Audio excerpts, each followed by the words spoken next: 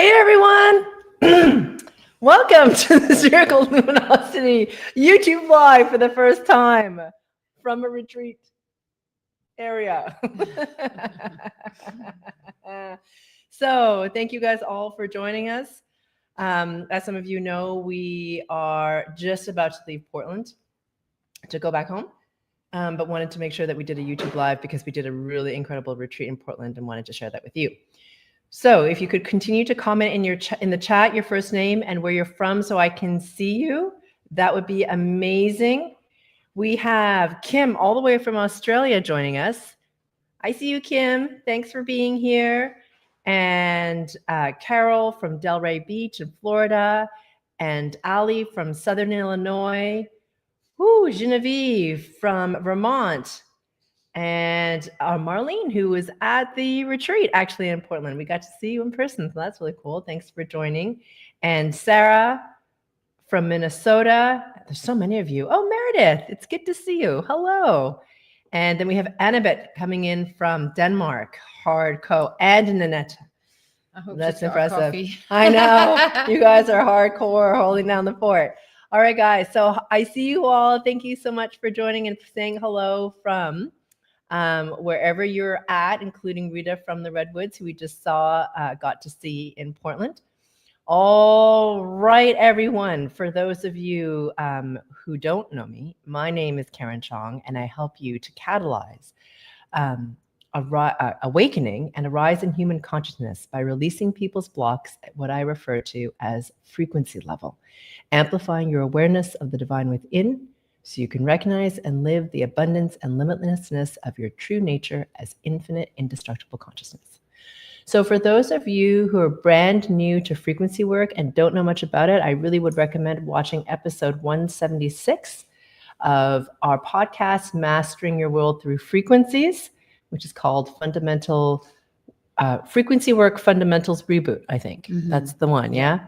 So I highly recommend that. Okay, so you already see my, sit back. Okay, I'm being directed. We're doing this with a really odd setup, okay? Yeah. So just be patient. This is not a fake background. No, we're here live, and so we're trying to do this so that everybody can see properly. So that's good. How are we doing, Chris? Good? Okay, he's nodding. Fantastic. So as you can see, I'm already joined by my lovely co-host, Fiona Malcolm. And we're going to launch in this really important topic that we also happen to have just covered to some degree. Mm-hmm. Mm-hmm. That was a phenomenal retreat. Oh my goodness. Yeah. Oh my goodness. And I thought the timing of it was fantastic, considering that right smack bang in the middle of this retreat, when we were talking about, retreating from the collective agreement, there were protests going on all the way around the building that we were in, and crazy stuff happening. I was like, the timing of it was just perfect, impeccable. So I thought, just for a YouTube audience, it would be really lovely if we could basically talk about what the collective agreement is, so that people understand what we were meaning when we say that. And then how do we actually change that collective agreement or move away from that collective agreement? Yeah. So whether or not you're aware of it, there is a collective agreement about what the illusion is, how we interface with it, what the rules of the illusion are. And so you probably will have run up against them in terms of what you think is possible, how hard you have to work, what you actually think that your opportunities really could be, how much struggle you have to endure. Now, is some of this distortion? Absolutely. A lot of it is distortion patterns. And there is a really pervasive, very strong, very old collective agreement about what the illusion is and who we are within it and what we can do within it. And so as consciousness is rising, and as some of you have heard me say, that 2025 is a really pivotal year. Okay, it just is in terms of consciousness rising and having an embodied experience of consciousness. And that's a lot of what we're doing this year in Spherical Luminosity. And you may have heard me talk about the subjugation patterns that have come in and that we're breaking free from in order to have a more embodied experience of a higher level of sovereignty, which means to also break away from that old collective agreement of the illusion. And a huge underpinning of that old collective agreement of the illusion is fear and scarcity, right? That you're just afraid, like it's just habitual. It's like it doesn't matter what comes in. It's like your flinch response is going to be like, oh, it's something that I need to be afraid of. It's something that I need to, like, I go into what ifs around. So let's just imagine, for example, right? Like you were, and some of you who are at the retreat have heard me use this example, but it's like, you're at your job, you're doing really well. You're very successful at it. You know what you're doing. You could do it back and forth. You're extremely proficient, and then you're offered a promotion. And so whilst that's amazing because, it's a promotion, you're going to be paid more money, you'll have a better title, but there's all this unknown. Like now you have to manage other people. You don't know exactly what you're doing. You don't know if you're going to be amazing at that job or not, etc. And so we can go into like the what if, like a fear what if of like what will happen with this job promotion if I take it, even if it sounds good, So the thing is, even in the midst of something that seems positive, our flinch response is to typically go into fear, into the expectation of the what if, or the anticipation of something potentially negative happening. So that's a lot of what the old collective agreement of the illusion is. And for a lot of people, they don't even know it is an illusion. There's a lot of asleepness around it. So you're saying, right, so that's part of the collective agreement that there's let's just got a control system called fear. And could we say that that's the subjugation pattern that's been put in through, is it through our DNA? Is it through our historical memory that somehow we should be frightened of growth? Yeah, growth, expansion, and frightened of our own authority as co-creator. I think a lot of people, the idea of being in your authority as co-creator is really compelling. Like a lot of people think that sounds amazing. Like, why wouldn't I want that? Yeah. But it's funny, when people start to really experience that, there's a fear response. Like, what if I screw it up? What if I make a mistake? What if I abuse my power? What if, right? Yeah. There's like all these things like, what if I hurt someone? What if I create something and I don't want that thing or whatever, this kind of interesting, like, and the whole thing about like, you have to be careful about what I think of because then, something bad might happen. There's all that stuff that's in there. So as you said, like that fear pattern is part of the subjugation. It's deep in, what hundreds of generations of your lineage have experienced. Yeah. It's even further back than the Egyptian and the pyramid time, yeah, right? Exactly. We're going, like, I think you talked about it in the workshop that we can go as far back as Lemuria. And a lot of people talk about Atlantis, but then there was Lemuria before Atlantis. And that somewhere in there, in the Lemurian time, we were in our authority as co-creator. Something happened in there, and then we fell out of that understanding or ability. Yeah. So for, we're going to go into, as some of you have heard me say in the retreat, like far left field. I don't usually talk about these things. I talk about resonance and I talk about your authority as co-creator and I talk about a whole bunch of different things, but I don't typically talk about Lemuria and Atlantis and all that sort of stuff. But Lemuria was a time where, and some of you will know that you've been there because you have like this odd memory of that time. You might have a feeling of it. You might feel really familiar. It's a resonance of a single incarnation that you had, basically. And it was something that those of you who, of our higher dimensional order, who came into the human experience, onto this earth plane, experienced. You only experienced it in one incarnation. There was not multiple incarnations into Lemuria. And it was a time period or a timestamp, let's just say, where consciousness was higher, so much higher. So meaning we didn't forget as much our true essence as infinite indestructible consciousness. We had more of an awareness of the oneness. And we also knew that this time was coming, meaning the asleep time. But what we didn't anticipate as Lemurians was how deeply asleep we would fall. Right, to the point of forgetting. To the point of like, we didn't freaking wake up. Like it's taking us way longer than was anticipated, actually. And how deeply asleep we were was not anticipated either. Like the length of time and the depth of the sleep was not anticipated. And is that because of that corruption? Yes, that's right. Kind of subjugation from other sources. Yeah. So in Lemuria, like you had that time period where you had that lifetime where you had the remembering. A lot of beings who were in Lemuria at that time were aware that this time in our timelines, would exist where we forget. And we were doing things to seed the memory of ascension for now, this period of time when we would have this embodied ascension. And then what happened is we died, because, that's what we did in human bodies. That hasn't changed, FYI, right? We just, we died because that's what our physical bodies do.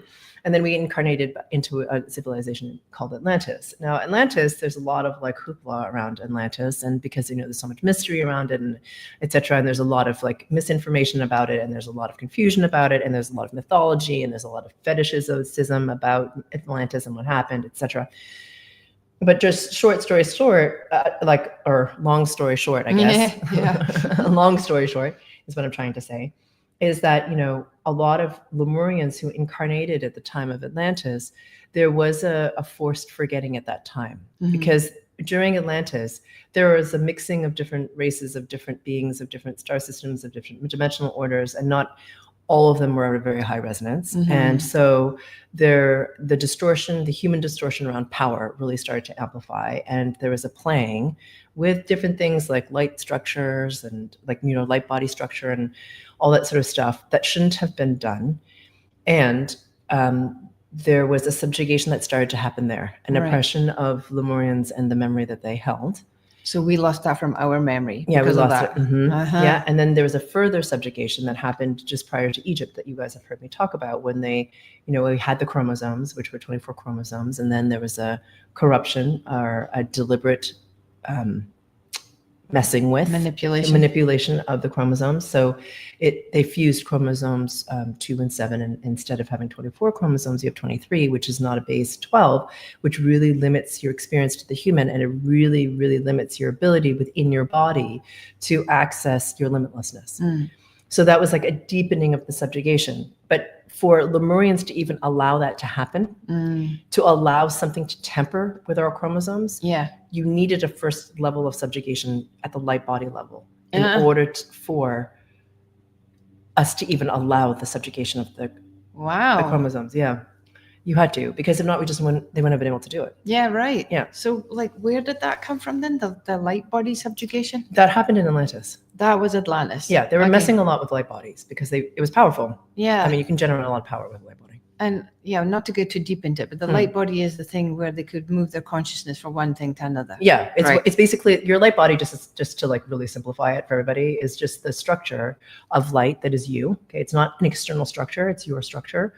Or part of you that allows you to move up in dimensionality. It connects you to the aspects of you at higher dimensional levels of consciousness. And it allows you to project your consciousness in different ways. And in order to travel, in terms of moving or being aware of higher level orders of consciousness, you need your light body to be intact, and you need to be able to learn how to manipulate it in order to do that. Okay, so I know, I think this is all under the umbrella topic of what we're talking about today. But so when we we did the retreat on the weekend, and we were given everybody the choice to choose a different timeline, basically, so that we would no longer choose this collective agreement that held us captive and not understanding our true power as a co-creator.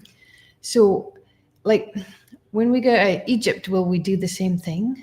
No, it's going to be on a bigger scale. It's going to be a little bit different. So what we did this weekend in Portland was a really huge jump, right? Because you have to jump in your resonance enough to be able to break away from the old collective agreement. So just remember, it's like hundreds and hundreds and hundreds of generations have believed the old collective agreement of the illusion, right? The limitation, the fear, the disempowerment, the lack of sovereignty, the feeling that you're not enough, all that stuff, right? So if that's your base understanding of how the illusion works, and this is how you interface with it, it takes a lot of momentum, a jump in resonance to be even able to drop enough fear to be able to move away from that old collective agreement of the illusion, because we're so afraid of letting go of it, right? We're just like, well, crap. I mean, I don't know what's going to happen if I let go of the old collective agreement of illusion. I mean, what the hell does that mean? The unknown can be really scary.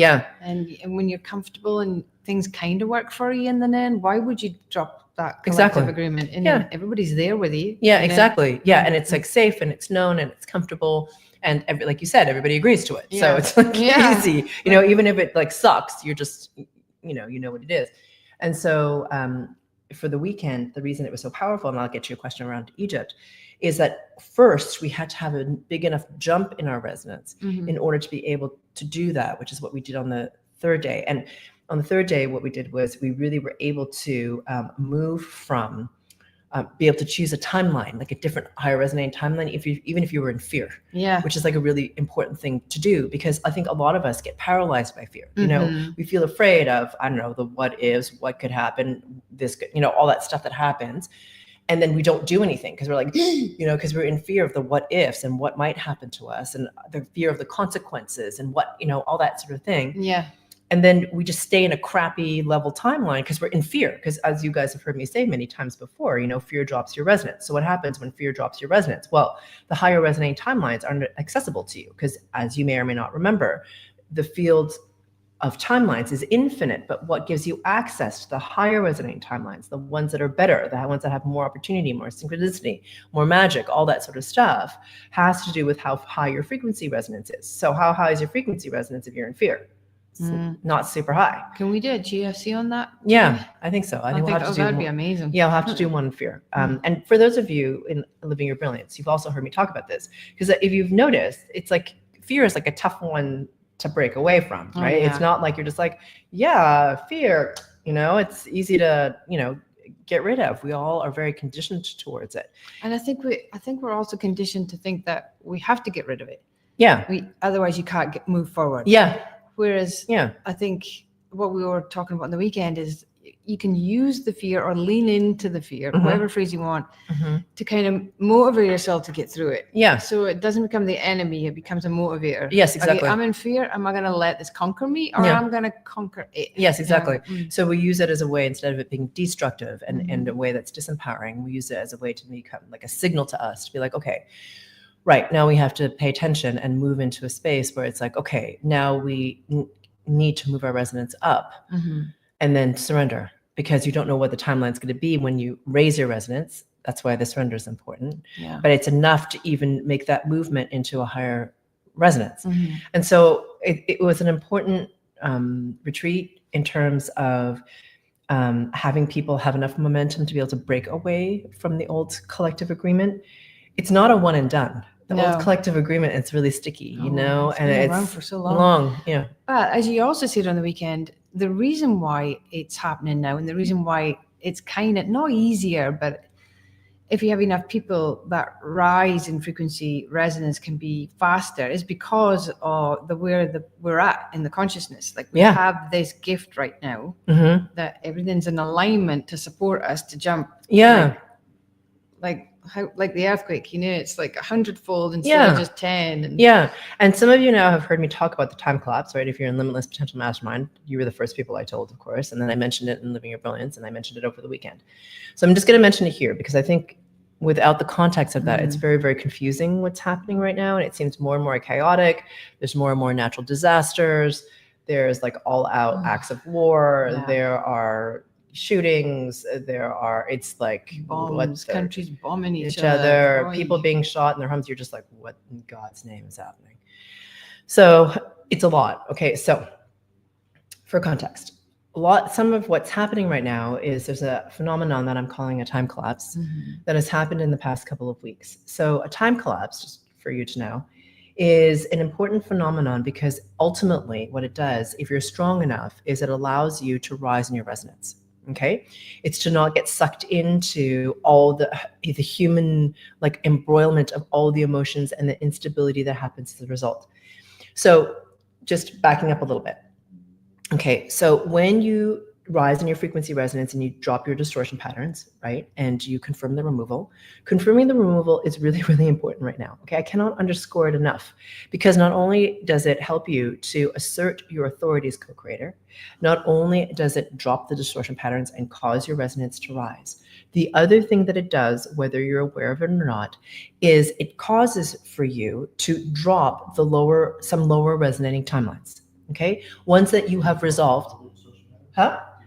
You don't drop all your distortion patterns. You just drop some of your distortion patterns, right? Just like enough, like whatever you're releasing in that moment in time. Yeah.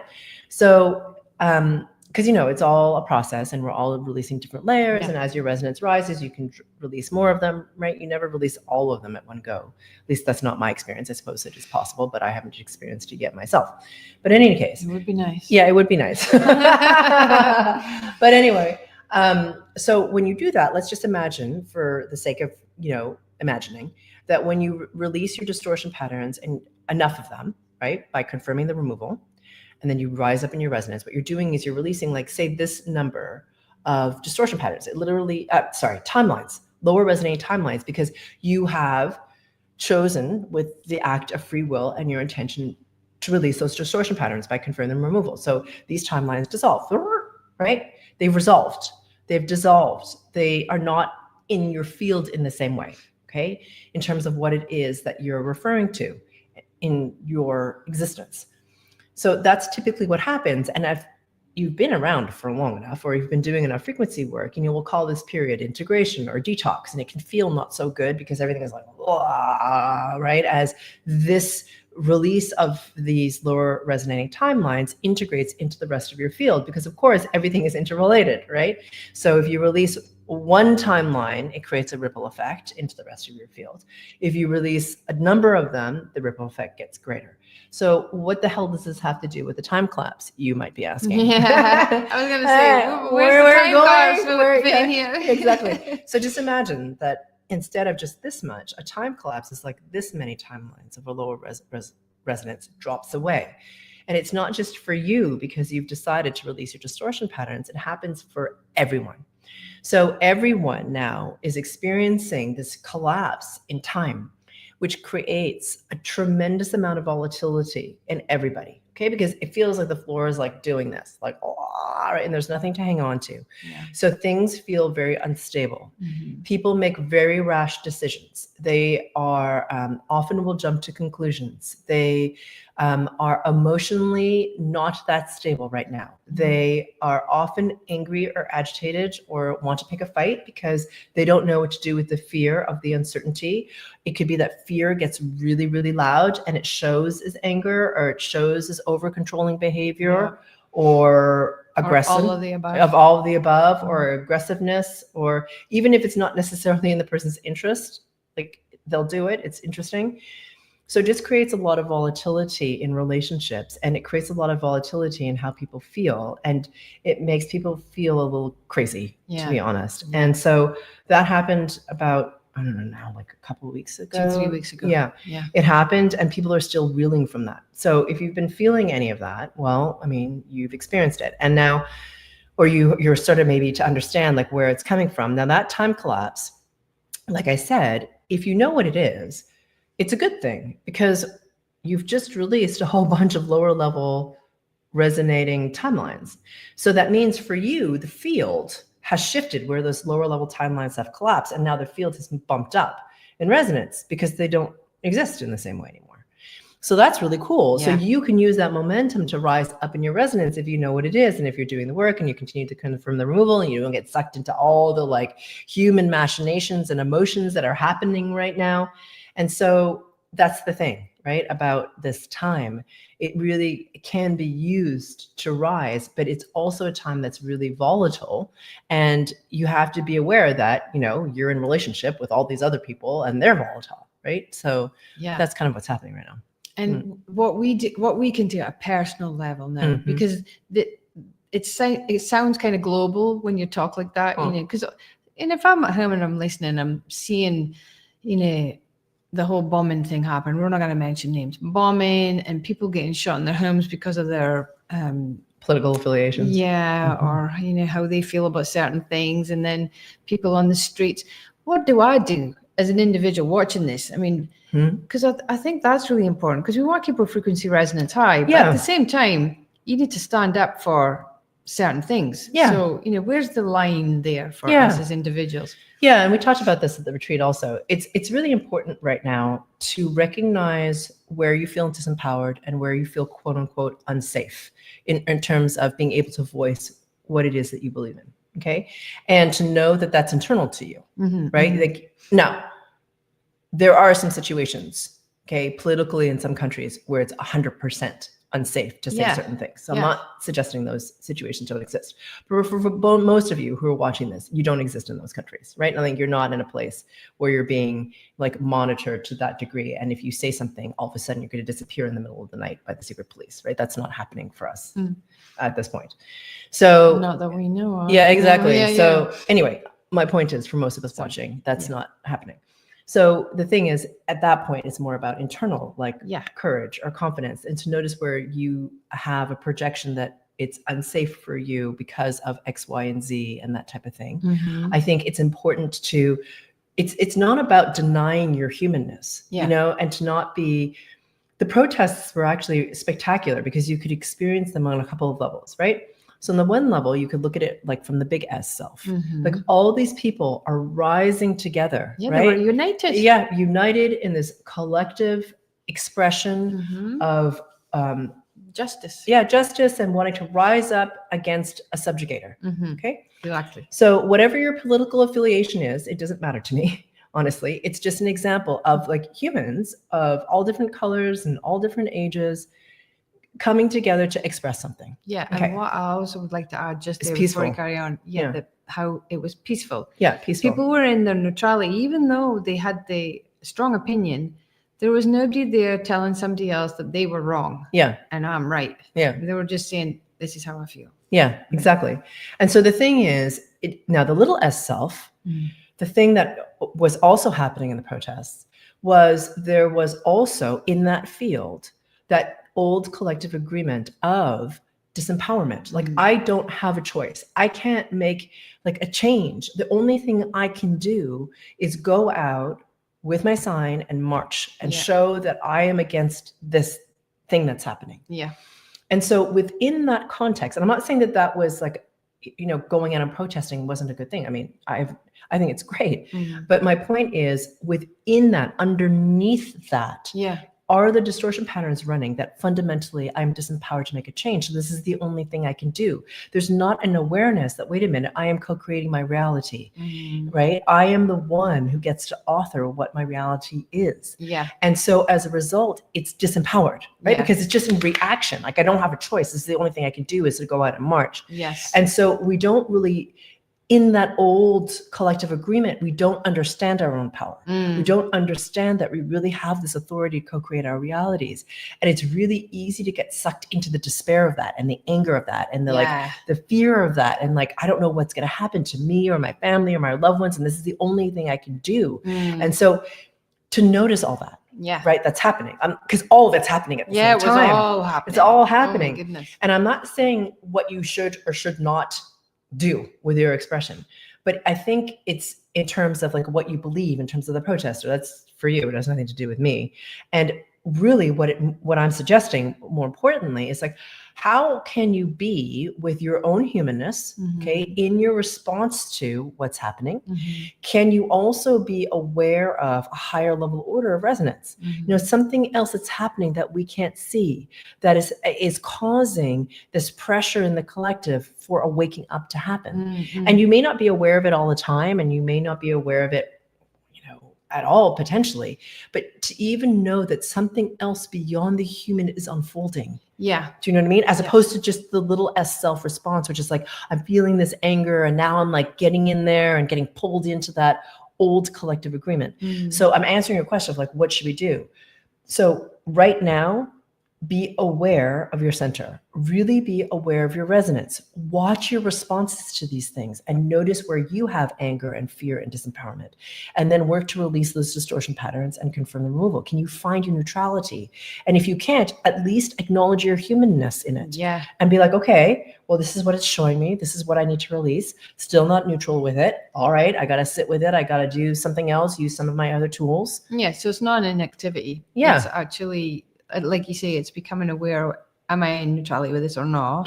What do I need to do to get into neutrality? Yeah, exactly. Yeah. And what am I noticing that's coming up for me that I haven't noticed before? Yeah. When it comes to this particular thing. Yeah. Okay, well, and I'm aware that we've been talking for quite some time. Yeah. Yeah. I'm pretty sure they've probably got great questions. And I just want to go back to one of your, just before we get to questions. So we're going to answer questions now because, you know, I'm sure people have them. Let me just see. I think I'm supposed to be saying something else. You never told me about what you were going to do in Egypt either. Oh, I didn't? No. Oh, sorry. I forgot to say that. Okay. Because so, like if you've done all that in the retreat. then what the hell are we doing in Egypt? Yeah. So one of the things that we're doing in Egypt, it's really actually very important. So like I said, it takes a lot of resonance jump in order to even break away from the old collective illusion, enough to like feel a sense of separation from it. Yeah. And to feel more empowered. Right. My feeling is when we get to Egypt, so, when people listen to the GFCs and they, it's not just like I said, a one and done thing, because it's a lot, right? So I'm imagining those of you at the retreat are going to listen to those GFCs when we get the replays to you, and to listen to them and to practice them and to confirm the removal of them, etc. Okay. And then those of you who weren't at the retreat, you'll get it through Living Your Brilliance or through our YouTube lives or whatever you get them through. Okay. So in Egypt, what we're going to do is once we break even further away from the old collective agreement, it's about the creation of something new. What do you get to do when you're like, oh, wait a minute. So we've broken away from this old collective agreement. What's possible when you're of a higher resonating order and you recognize more that you're in your authority of co-creator? Like what can we create together then of what it means to be within the illusion? And how do we interface with it from a whole different resonance, a much higher one where we're more empowered, where we have less fear, where you recognize that there's synchronicity in everything, because then your stance of how you view the illusion in the first place is completely different. You've released enough of those subjugation patterns, which is why we're going in part to Egypt physically, because that's where because that's where a lot of the subjugation patterns really happened in terms of the chromosomes, in terms of the DNA. And once you're free enough of that, then it's like, oh, then your resonance can really jump. And then you get to create a different collective agreement of what it means to interface with the illusion. And it's really interesting because when that gets seated in the field, whatever that is, then it becomes easier for others to like enter into a different possibility other than what exists currently in the older collective agreement. Right. Because I was wondering when we get back there to Egypt, because I say back because, there's a history there. Part of our history is kind of trapped there. So when we get back and reconnect with that, hopefully there'll be a remembering. Now, for the folk that obviously kind of get to Egypt, can they somehow tune in? That's a terrible way of but can they, because as you said, you're co-creator, you're a co-creator. Can you sit and be in that field and feel the ripple effect of whoever's coming to Egypt? Can they feel that and harness that for themselves? I think so. I mean, my feeling is yes. Okay. Not exactly in the same way as the people who are there, because of course it's going to be more intensive. We're going to be doing more frequency work, etc. Yeah. I think that yes, but in different ways. So one is we're trying to coordinate Living Your Brilliance so that in that month, it's because there's a huge time difference, guys. It's like 9-hour time difference, right? So it's not going to be at like the convenient time of like 7 p.m. Pacific, right, on a Monday or Thursday, because it's the middle of the night for us. But I will be giving Living Your Brilliance during that month whilst we're there. So if you want to experience some of that momentum there, we are experience some of the juju. Yeah, some of the juju. Egypt juju. Exactly. We are going to be launching. We're actually creating a lot right now to support at this time, just so you guys know. I mean, you can't see it, but there's actually a ton of work going on in the background. One of the things that we're going to be doing is we're going to be releasing the Phoenix Rising, which is like the day we did in the San Miguel de Allende retreat, which was all about subjugation. Like subjugation of self, subjugation of other. It was a big day. It was a huge day. And it was really important in order to be able to get that jump up in resonance, to experience that break away from the collective illusion. So that's coming out in a couple of months. And then also, not only in Living Your Brilliance are we going to be building towards it and Limitless Potential Mastermind, but if you just want to raise your frequency resonance, we'll be talking about it here in YouTube Live. But I'm also creating these 2 new workshops that are coming in July, which I'm really excited about, which is the first one's just called Emptying Your Teacup, which is if you just want to try and like reconnect with something other than all the overwhelm of what the hell's going on right now, because there's just a lot. There's that. I think it'll be like an hour or less just to help people. And that's like $39, I think. I don't know if people really get why you're doing all these things. Some people could be cynical and say, well, this is all just about money. But it's not. Like, if we want to access the higher level frequencies and tap back into the memory of who we truly are, Yeah. the more of us that are resonating at that, it's like you say, that resonating at the higher frequency, we have the synergistic thing starts to happen. Yeah. So then we can, as a collective, get higher again. And when we go to Egypt, that allows us to access even higher stuff. And then we can share that. And yeah, exactly. And then, like I mentioned, like the other thing that we're going to be giving is like this thing called, the first time I'm giving it, it's called the frequency catalyst. Oh yeah. From the mundane to the quantum, right? So for those of you who are like, I don't know what the hell she's doing and how the heck to do that, it's a specific workshop. The emptying your teacup and the frequency catalyst workshop will be there to help you to rise in your resonance, so you can pace with all of this. Now, some of you have been watching Spherical Luminosity for a while and doing the work, which is fantastic. Thank you for doing it. And as you do that, the more you tune in, you know, like I said, living your brilliance is really key at this time, because not only is it there are a lot going on, and it can be overwhelming. It can cause your resonance to drop if you don't know what it is. So living your brilliance is really important, so that keeps your resonance from dropping. Especially with the collective fear right now. Yeah, and there's it's just so huge. So it's to keep your resonance from dropping too much, and then also pushing it up, right? And to make you stronger as you do that. So all those things are important. And I'm just mentioning things. So you asked me, like, how do we tune into Egypt? Well, you have to get your resonance up in order to do it. Right. Yeah. Ooh. Okay, sorry. I took over. We were supposed to be asking about letting them ask the questions. Yeah, no. We're going to go to questions now.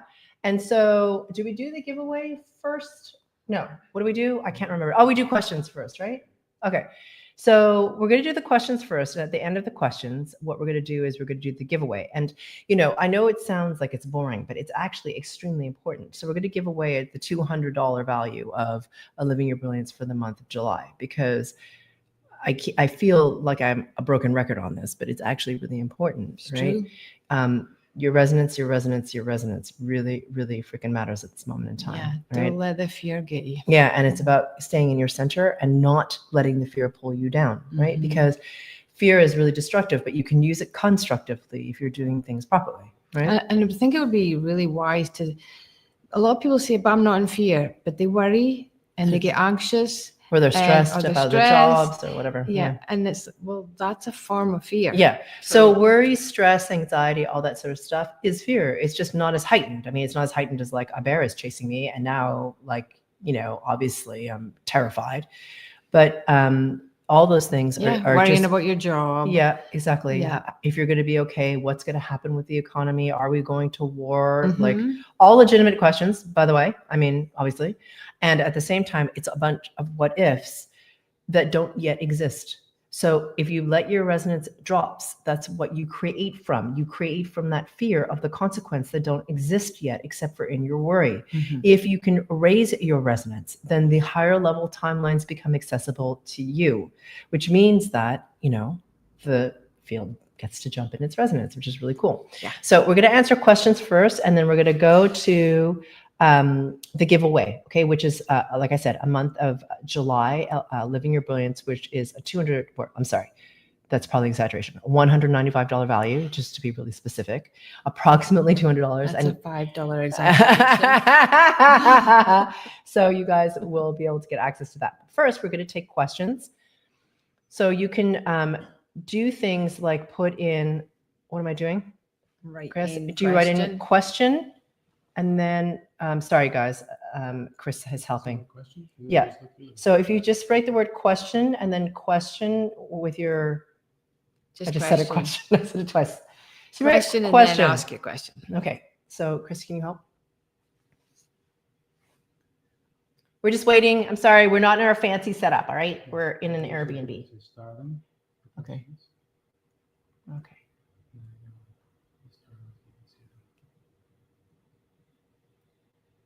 Okay, so I'm going to ask, that's great. Yeah. All right, so Hillary asks, did you have a sense that the timeline collapse was going to happen beforehand? And are the effects we're seeing now sort of like a collective detox effect? Fantastic question. Great question. So did I have a sense that the timeline was going to happen, collapse was going to happen beforehand? Yes, but I didn't know what it was, to be honest. I knew something was happening and I knew it was big and I could feel it ratcheting up, but I didn't know what the hell it was, to be honest, because I'd never experienced it before. And then when it happened, I was just like, oh, for the love of Pete. right? And it takes me a little while sometimes to process what's happening intellectually, Hillary. Like I might be aware of what's happening on all the different levels, but it's hard for me to express because I don't know how to express it. So it's kind of like, they say that animals know when a natural disaster is going to happen, right? Before it happens. Like all the animals are, something's going to happen. It's kind of like that, but I didn't know what it was, right? So yes, I did, but not completely. And the effects that we're seeing now are like a collective detox effect. Absolutely. And not everyone handles detox particularly well because they don't even know they're detoxing, right? They don't even know that they're integrating or have the opportunity to integrate and move into a higher resonance. They're just in the like, oh my God, I'm detoxing. I don't know what the frick is happening to me. And I'm scared because I don't have context for what's happening. And it seems like the whole world is going to hell in a handbasket. So yeah, it's a collective detox. It's not pretty. Yeah, to answer your question. The question regarding the sleep. Okay, great question. C. I haven't been a member of LYB before, but I always fell asleep. Was I receiving benefit? Yeah, absolutely. So a lot of you will have heard me say this, and it's also in our frequently asked questions. In case you ever have questions, if you ever want to check out the frequently asked questions, they're actually really quite good on the website. On the website, right? If you go under how it works, there's an FAQ section. It's extremely thorough. It took us a long time to write, so if that's a helpful resource for you, just a reminder that it's there. So if you fall asleep, absolutely. What that means is that the resonance is too high for you and you can't integrate it. So what happens is that your higher self kicks your conscious mind into sleep so that you can integrate it without going into resistance. Okay. And what I recommend if you fall asleep is to listen to that same GFC again until you can maintain conscious awakeness. Because once you can do that, then you know that you've integrated the frequencies, those higher resonating frequencies, okay, in a way that is beneficial for you. All right. So hopefully it's helpful. But yes, absolutely, it is benefiting you. And if you keep continuing and listening to it and confirming the removal, you'll get even more benefit from it. Okay. So that's a fantastic question. All right.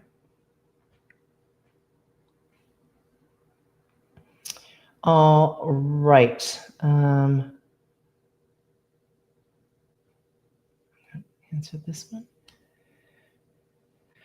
Okay, as the lower resonating timelines dissolve, will we see or feel more of the higher timelines gifts as well as higher versions of ourselves helping us in this one to rise in this timelines? Okay, there's a conflation of a couple things here. So, okay, I'm going to try and break apart what you're asking. So, as the lower resonating timelines dissolve, will we see or feel more of the higher timelines gifts? Yes, but you won't. I don't know that you'll know that you're in a higher timeline and that you're a gift. It depends on you, right? Like some people are aware that they're in a different timeline and most people are not. Okay, so just to make that really super duper clear, it takes kind of a sort of a nuanced awareness to be aware that you're in a different timeline. It feels a little bit like you just kind of have to develop the awareness around it. Some people can't tell, and that's okay. It doesn't mean you suck. It just means that you can't tell. All right.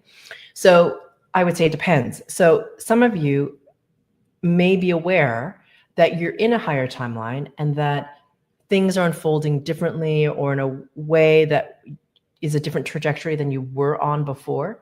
And some of you might not, right? So it kind of depends on who you are. And then are you going to be aware of the higher versions for yourselves helping you to rise in this timeline? Well, that's a complicated question because it depends on a lot of things. First, it depends on how developed your light body is, because that's the thing that allows you to connect to the higher dimensional orders of yourself. And that's the thing that allows for that awareness to be clearer. Okay, so the more developed and the more high, if your light body is even active, because not everybody's light body is active, by the way. Okay, it's not just like you walk around with a light body that's active. It has to be activated. If you've been in LYB, if you've been in Limitless Potential Mastermind, if you've been in any of the retreats, typically I activate them for you. So, but sometimes I think I've even done it on a YouTube live. I can't even remember, to be honest, because I don't remember the GFCs. Yeah. But in any case, so depending on how active and how and how developed your light body is, you would be aware of your versions of yourself helping yourself in this timeline. I know that's not necessarily a very satisfying answer, but that's how it will work. So yeah, hopefully that's helpful, Rita. Okay. So let me see.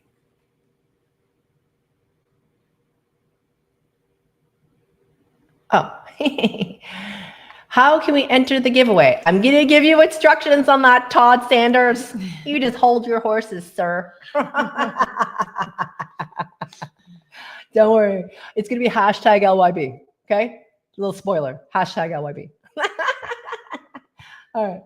Okay, cool. Let me see. Let's answer a couple more. Let's see. Was there a date of the timeline collapse? Yeah, it happened, I think was it 2 weeks ago? I don't remember. You're asking me a question. The problem is I don't exactly track it. It was like, you were in Montreal. Yeah, it was like 2 weeks, the week of, let me just see if I can remember. It was the week of the 25th of May-ish, I would say. The week of, yeah, that last week in May. Right in there. Okay. Hopefully that answers your question. Okay. Okay. All right.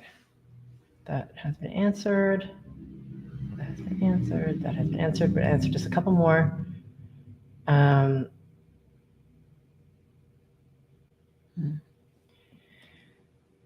Okay. What does it mean to be a Lemurian record keeper? Will it help to reverse the subjugation you were discussing at this time? No, unfortunately, no. If you feel like you were a record keeper in Lemuria, that's great, but it doesn't have anything to do with the subjugation, because if you were subjugated in Atlantis as a Lemurian, it still happened. So unfortunately, that doesn't help you with the subjugation patterns. You still need to release the subjugation patterns at the level of the light body and probably at the level of the DNA as well. Yeah. I'm sorry, that's probably not very satisfying as an answer, but that's what it is. Okay. Oh, hang on. There are more questions. Sorry.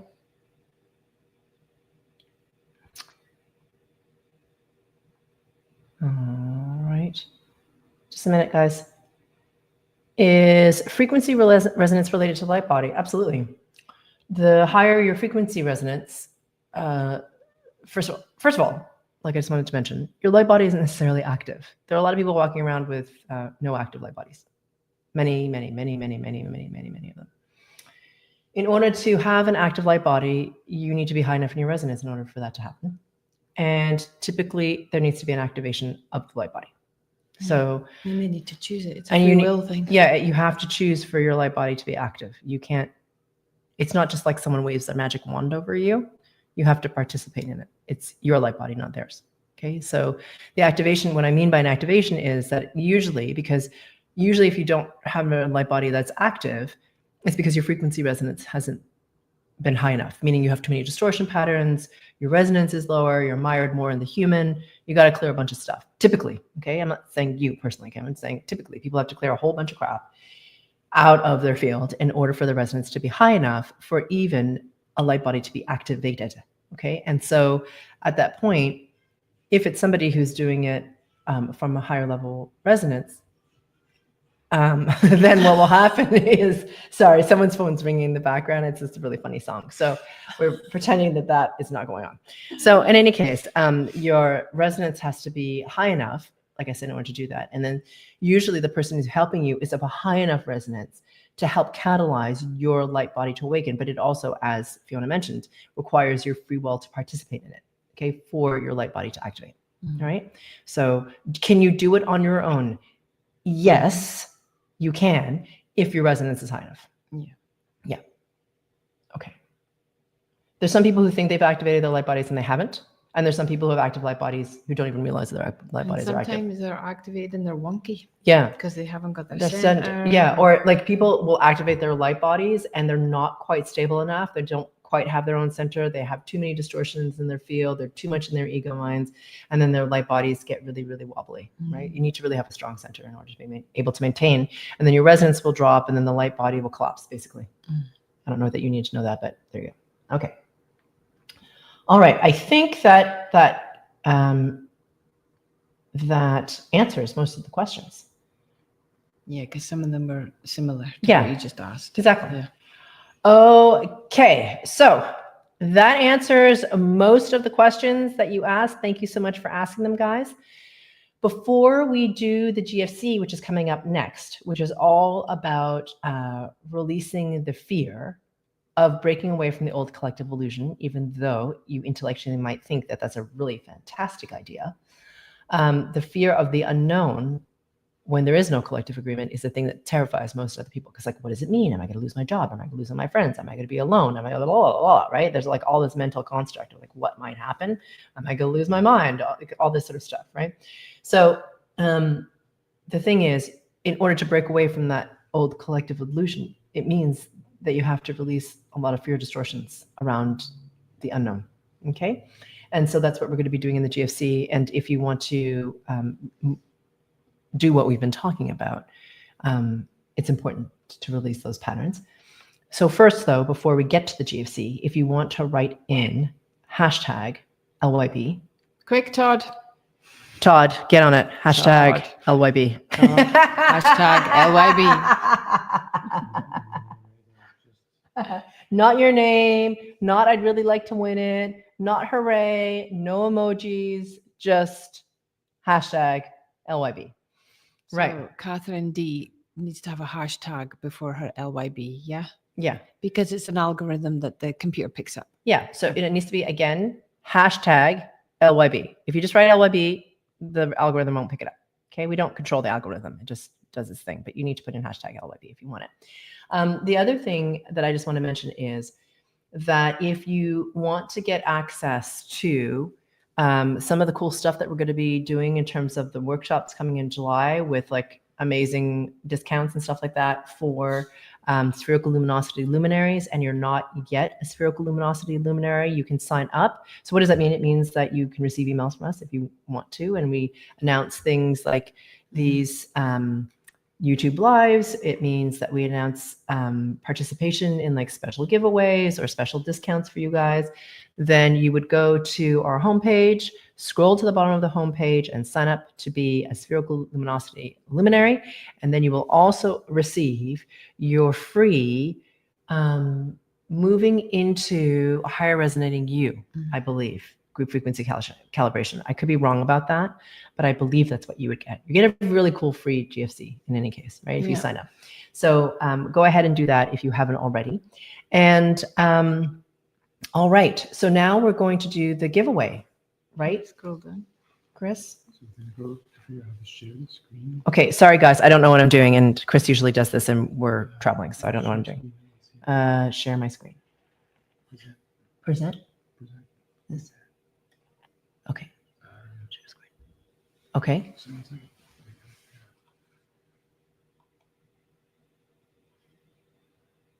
Sorry guys, just a moment, please. There we go. There we go. Uh-oh. Yeah, maybe. Is it that? No, giveaway tool, that one. Sorry, guys. Okay, there we go. Hopefully you can all see it. All right, now we're gonna hit draw. Here we go. Doo-doo-doo. This is like the fun part. Yeah. Exciting. En route. Oh, Anne, we had the best meal tonight. I mean, Betsy Control, you're the winner, Betsy and Todd. That was that's right. Ah! Todd, great manifestation, Todd. That was a great manifestation, Todd. That was like really freaking awesome. Can I just say, because Betsy, Anne Rood was there. How do I stop sharing? Sorry, guys. Hang on. Stop sharing. All right. Andrew's recommendation for that restaurant was fantastic. Yeah. Thank you, Anne Reed, for that restaurant recommendation. Shalom, y'all. Fantastic food. Okay. For those of you in Portland, if you haven't been, go. It's amazing.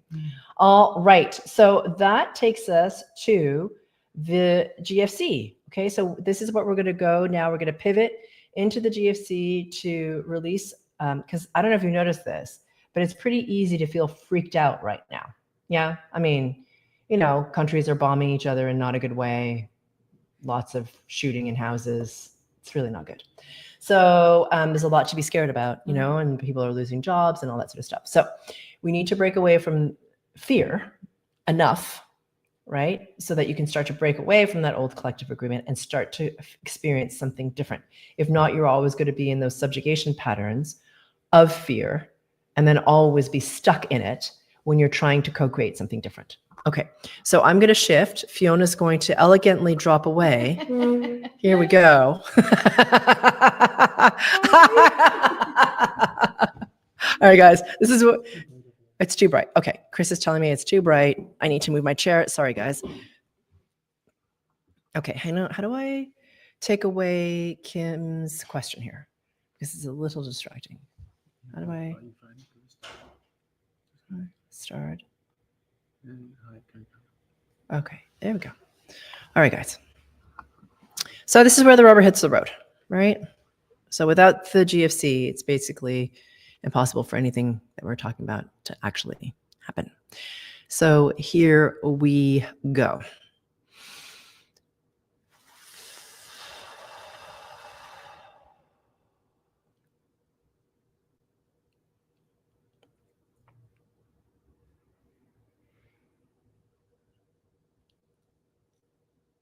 Becoming aware of your body.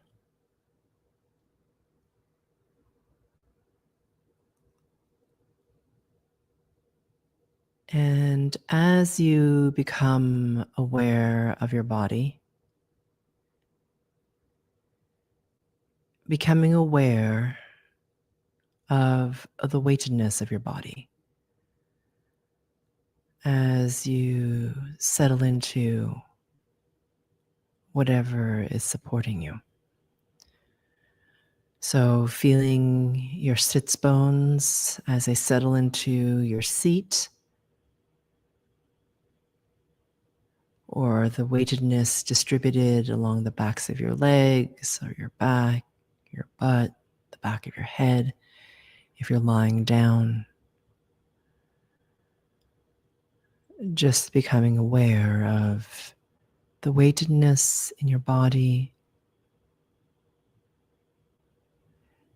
as it contacts whatever's supporting you.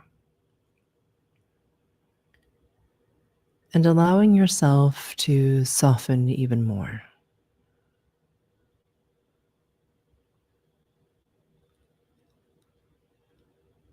Good. Becoming aware now of your breath.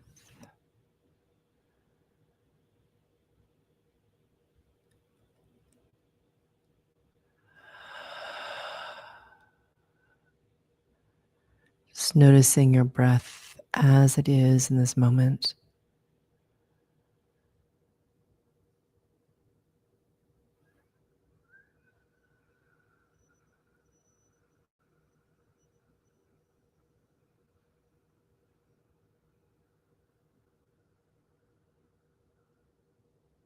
Yep, and now allowing the breath to really expand, to become deeper, to take up more time and slow down.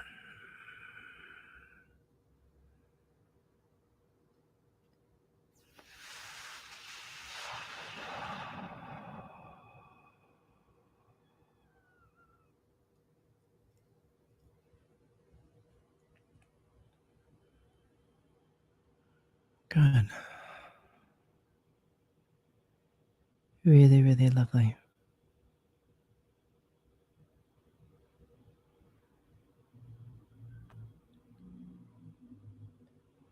Excellent. Bringing your attention to your heart space, please.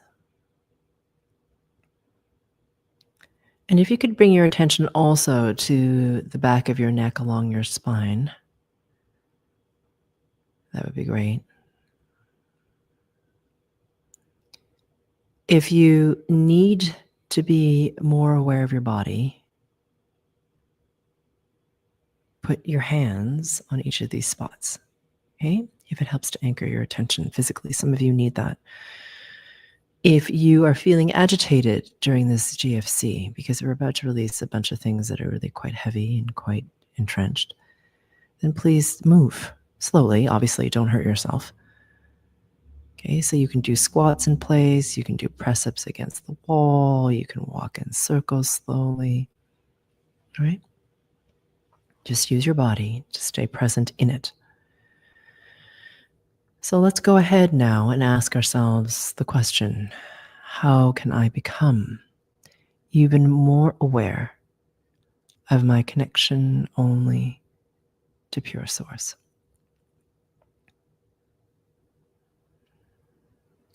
And for those of you who are new, that question again is, how can I become even more aware of my connection only to pure source? And as you ask yourself that question, please imagine, sense, feel, or become aware of your brilliance starting to expand and get brighter. So either imagining it from deep within, starting to expand out in all directions, or imagining your brilliance in all directions around you, all the way deep within, getting brighter and brighter and brighter. As I pull your frequency resonance up, irrespective of where it began.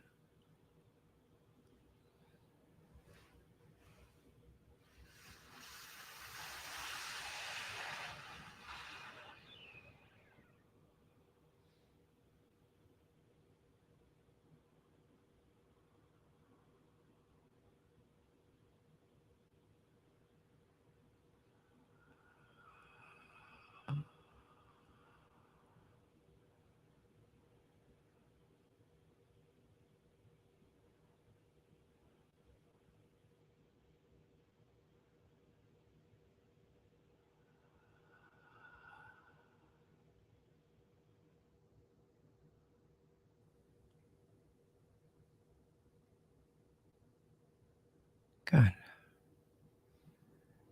And now if you can be lightly aware of the brilliance of the field of the one.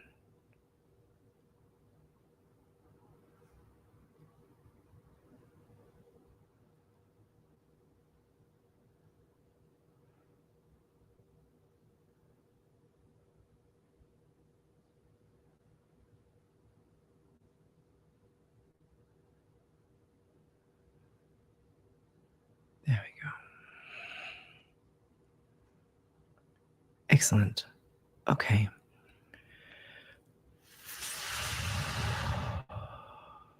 So keeping your attention in that back of your neck, along your spine, and the spaces between the vertebrae in your spine, in addition to the lower back half of your brain and the front of your throat. Okay. So we're going to release first subjugation patterns, because you don't even realize how deep the fear patterns are. You're just so conditioned to it. You don't even recognize that they're there. It's just sort of like being in a certain sort of heightened state of stress all the time. You don't even recognize really what ease is, right? So first, let's release enough of these subjugation patterns for you to recognize when you're in this like almost like flinch response of fear. Okay, you may not want to be in that flinch response to fear. You may feel it and not feel like you can do anything about it. You may just think it's normal. You just think it's just stress, whatever. Once we release the subjugation patterns, what happens is you start to become more aware of what binds you. It's just what happens when you release subjugation patterns, right? So let's release some of these so that you can, or as many as we can, really, so you can start to be aware of it. The conditioning of the fear, how deep it is. Now, I'm not saying that you should run around feeling terrorized all the time. It's really about your awareness of when you go into this worry, stress response, the fear response, worry about the future, etc. Right?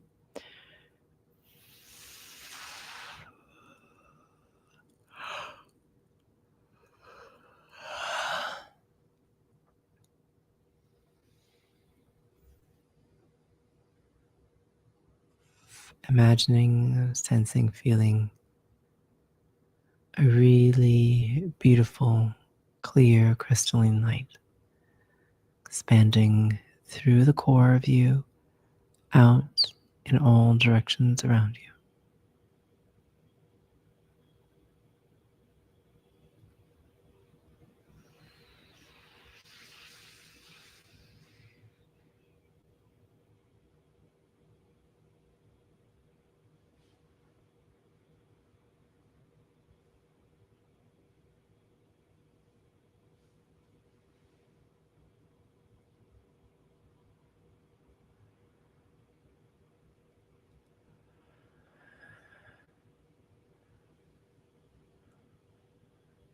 Good. Softening, please, into your heart space. And if you find softening hard to imagine, imagine dissolving or melting or dropping into the heart space.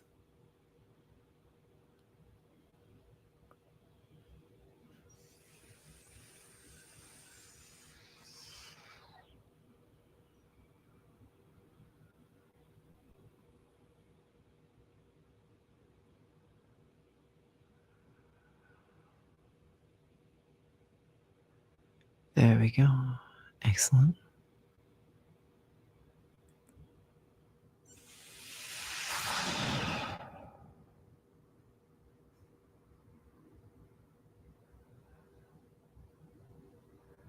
Good. Becoming aware, please, of the midpoint, the center of the back of your neck along your spine.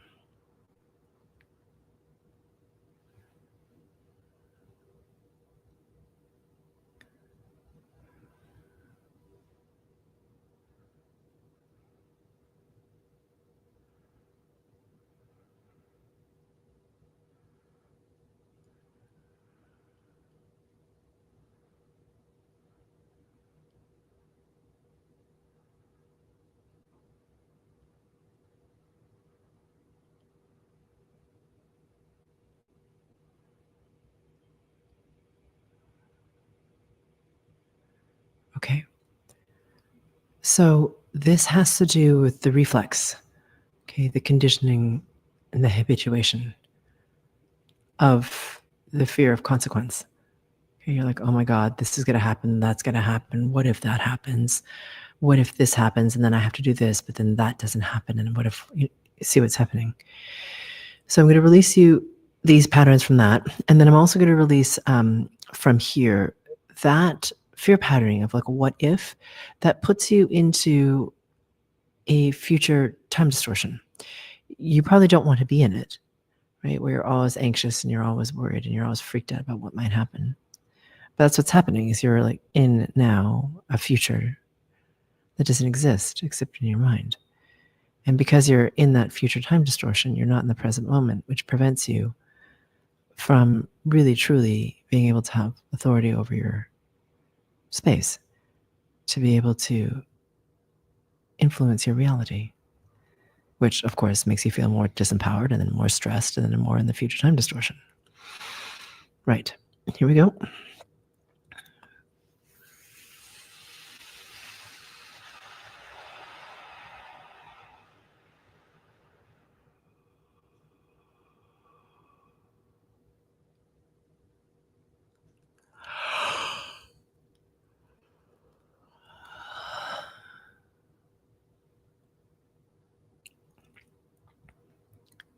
Notice where your attention is.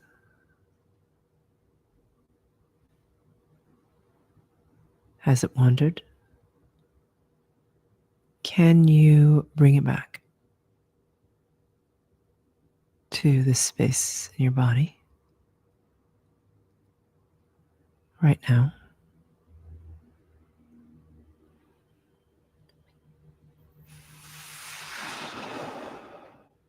Yeah.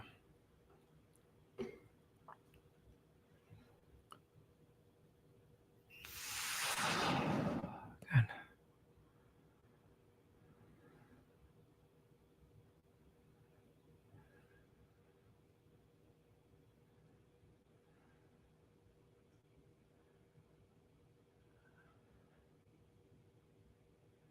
There we go.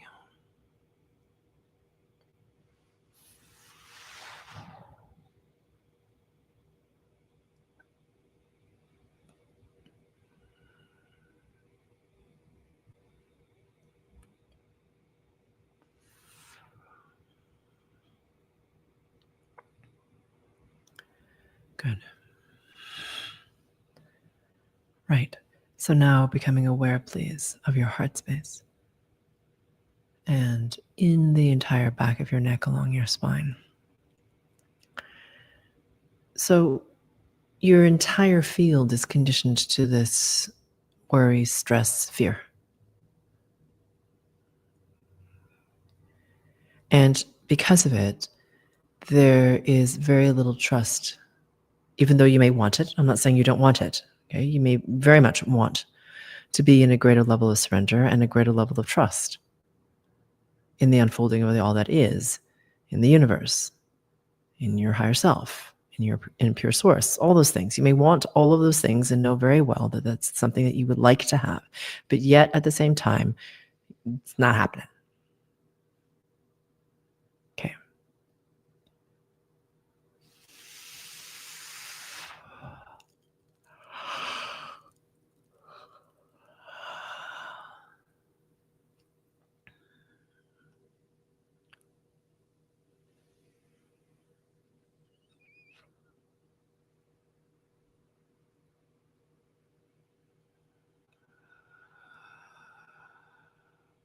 Yeah, for subgroup here, we're releasing this pattern that if you don't control everything, that it won't turn out the way you want. And it's kind of interesting that perception, because it's a thought form that isn't true. If you control everything to the nth degree, it still might not turn out the way you want.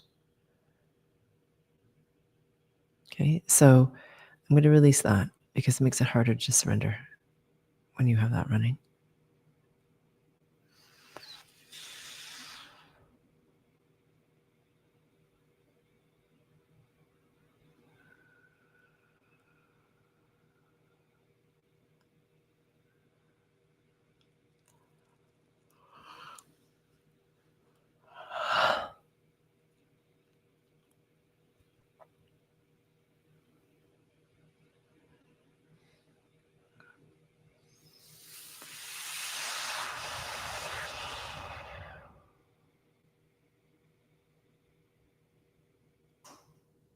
Yep, imagining, please, a really clear crystalline light expanding through this space from deep in the center of your body out in all directions.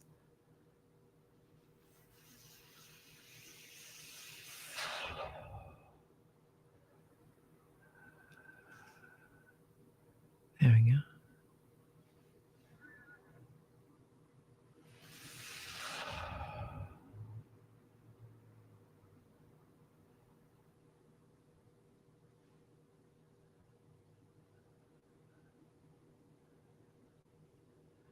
Really good.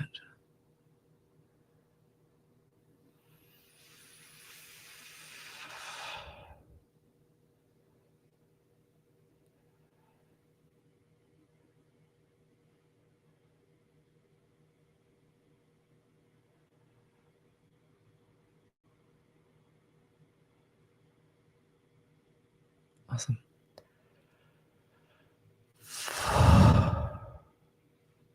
Good. Bring your attention, please, to the front of the throat, the heart space, base of the groin, and right in the center of the solar plexus. Okay. So as much as there's an intellectual idea that co-creating your reality is happening all the time, whether unconscious or intentional, there's a lot of disempowerment around this. It's like, well, then why the freak am I experiencing this? Right. So the reason you're experiencing this is because there's still all these distortion patterns running, and you don't really quite know yet, beyond just your mind, how powerful you truly are. I know you'd like to feel powerful. I'm not saying you don't. But there's all this crap here that keeps you from really being aware of your authority as co-creator, even if you want it. So we're going to start to release some of these disempowerment patterns. Like, it can happen for everyone else, but it doesn't freaking work for me. Okay? Or that you have to release like every single one of your distortion patterns in order for that to happen. You don't. It's just enough. Right? So we focus sometimes too much on running around doing a bunch of things instead of focusing on the small number of things and doing them consistently and being self-aware enough for that shift to happen. So let's release these patterns here with regards to the disempowerment. For subgroup here, there's a fear that you're never, ever going to be empowered enough to truly feel or realize or recognize or know viscerally your authority as co-creator. There's a conceptual idea of what that means, okay? But not really an understanding or a realization of it. So let's release these disempowerment patterns and these mind distortion patterns, thought forms, beliefs, which are just thought forms and beliefs, but which block your ability to actually have an experience that isn't mental.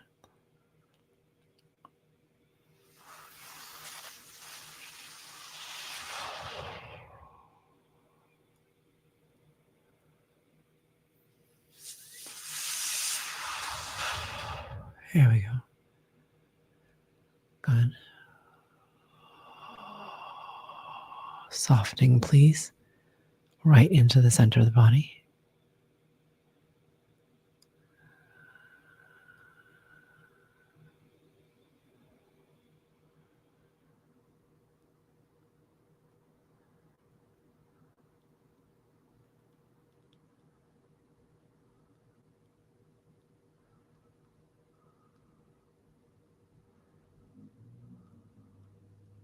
There we go. Really nice.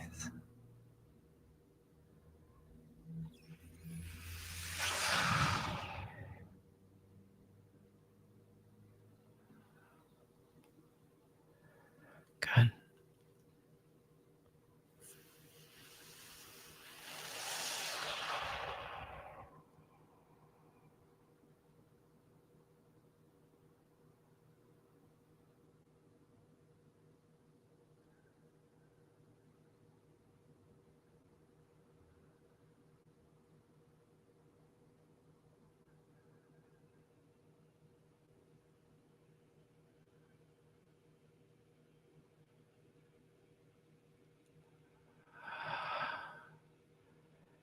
Becoming aware of deep in your heart space.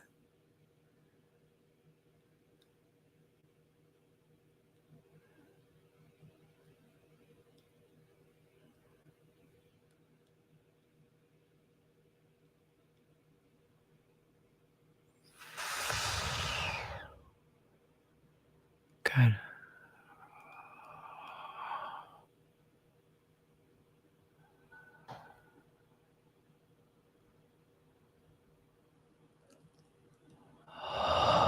Imagining, please, a really brilliant blue expanding from the center of you out in all directions.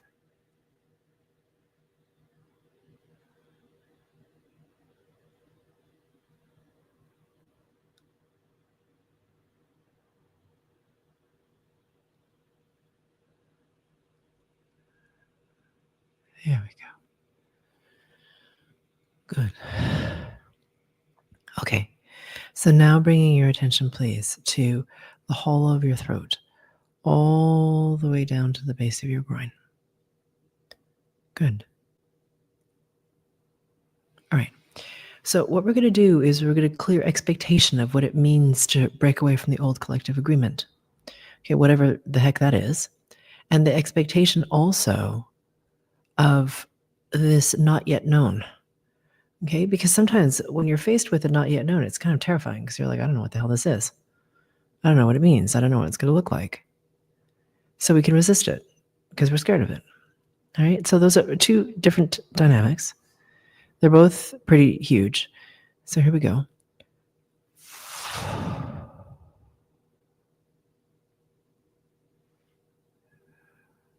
Softening, please. Right into the center of the body.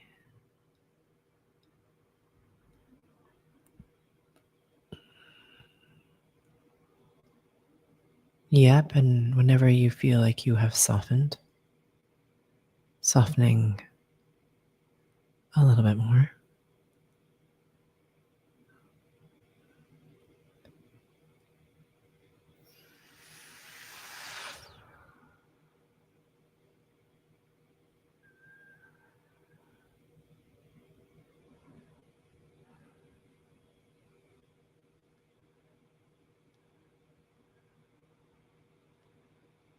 Really lovely. Yeah.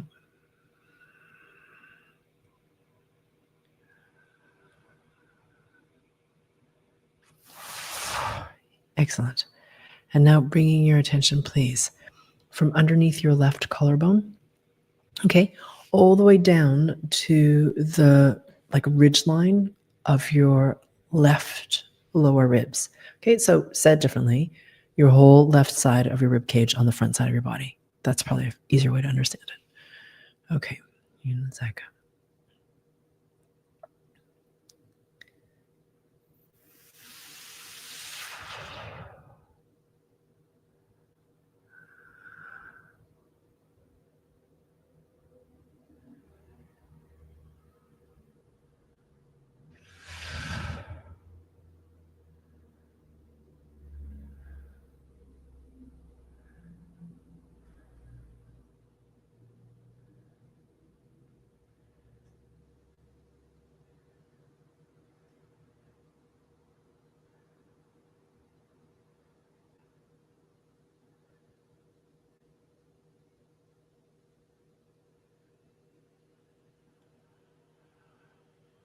I'll tell you what it is in just a second. Hang on.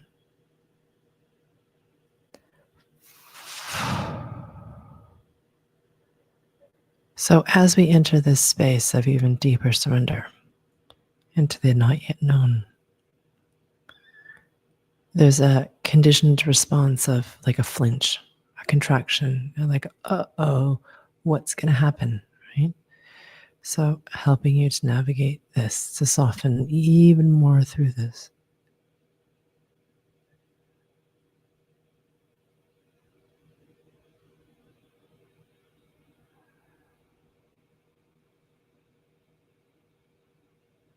There we go.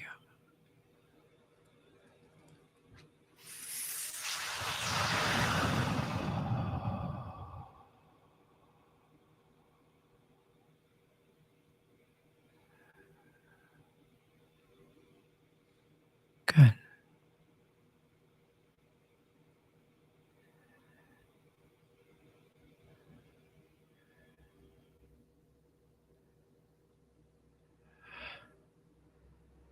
Excellent. And now bringing your attention to your heart space.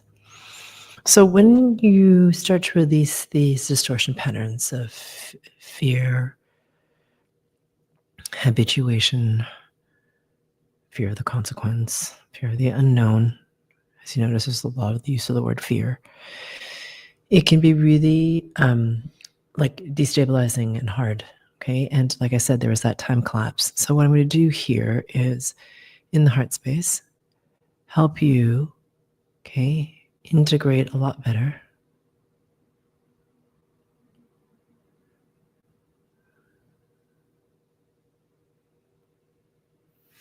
so it doesn't feel quite so destabilizing.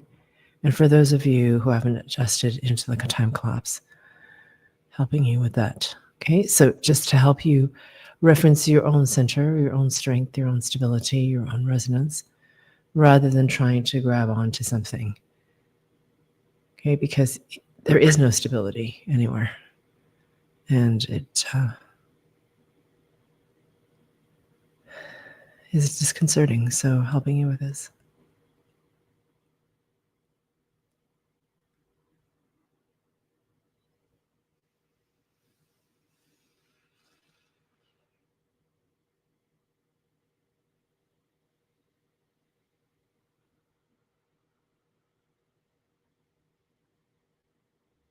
Good.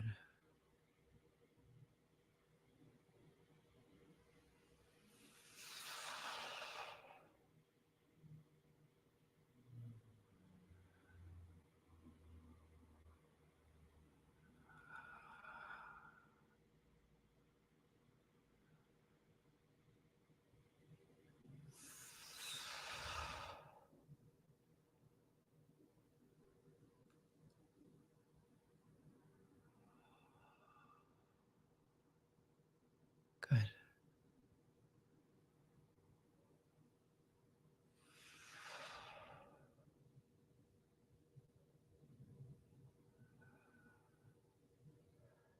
Excellent. Yeah. Bringing your attention now, please, to that xiphoid process. Yeah. And about 3 inches or 7 centimeters directly beneath it towards the belly button in a straight line. Okay, we're going to clear out the pain body because, as many of you know, your pain body has a memory of you before the frequency work was done. So this helps you to integrate a little bit better. Okay, you still have to integrate, but it just makes it a little smoother and easier.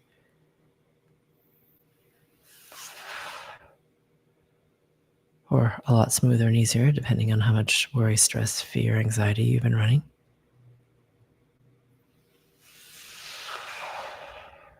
There we go. Good. Everyone take a deep breath in, holding your breath for a count of 6, 5, 4, 3, 2, 1. Exhaling with sound. Holding your breath out for a count of 6, 5, 4, 3, 2, 1. So I'd recommend staying in the clarity of this resonance for at least a couple of minutes. Okay, just give you space from all that noise. And then whenever you feel ready, blinking your eyes open, looking at something inanimate. And if you've enjoyed this YouTube live, once it ends, if you wouldn't mind helping me out by hitting the like button and leaving a comment, it helps me to get our content to more people who need it. Thank you for joining, and I look forward to however our paths cross next. Bye for now.